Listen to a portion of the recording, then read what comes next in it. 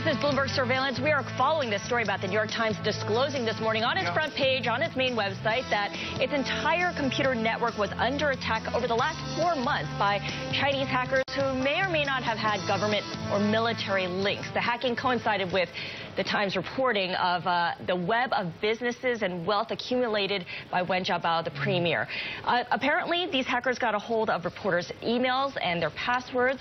So we're going to bring in our next guest, retired Colonel Cedric Leighton. He's got decades of experience as an intelligence officer in the U.S. Air Force and as a senior official at the National Security Agency, the U.S.'s top eavesdropping and cyber defense agency. He joins us by phone from Washington, D.C. Good morning, Colonel. Good morning. How are you this morning? Good, good. So New York Times disclosed this on the front page. They have a long article on this, but clearly this is not the first time it's happened. It won't be the last time it's happened.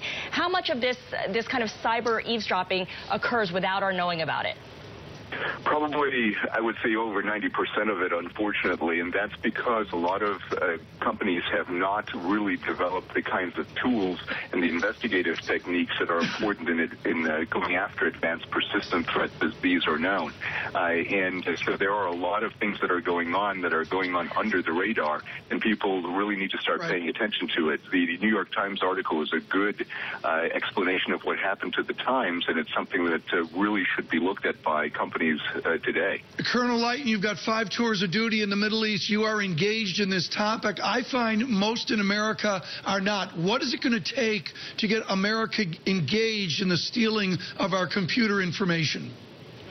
Well, that's a great question. The real problem with us as a culture is that it takes an attack, it takes a significant event that people understand for us to become engaged in things. Now, I will say one thing, Bill. On the other side of that ledger, the banking community is starting to understand what's going on, and they're starting to develop a lot of the security measures that are needed to prevent attacks from happening, or at least from being effective. But the other thing that needs to happen is there needs to be a national strategy to deal with cyber attacks. There need to be laws in place. There need to be things that we do from a policy perspective, both government and private industry. And really, we need to make a key effort to protect our critical national infrastructure. Perhaps one of the top issues for Chuck Hagel, if he gets confirmed, is China getting more sophisticated when it comes to hacking like this to defend its national interest?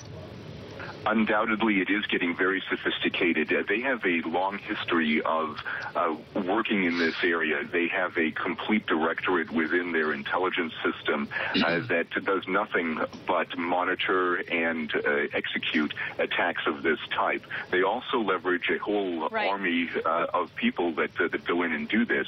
So they are very, very good at doing this, and they've been doing this for well over 15 years. All right. Thank you so much. Colonel Cedric Leighton joining us from Washington, D.C., a former NSA senior official.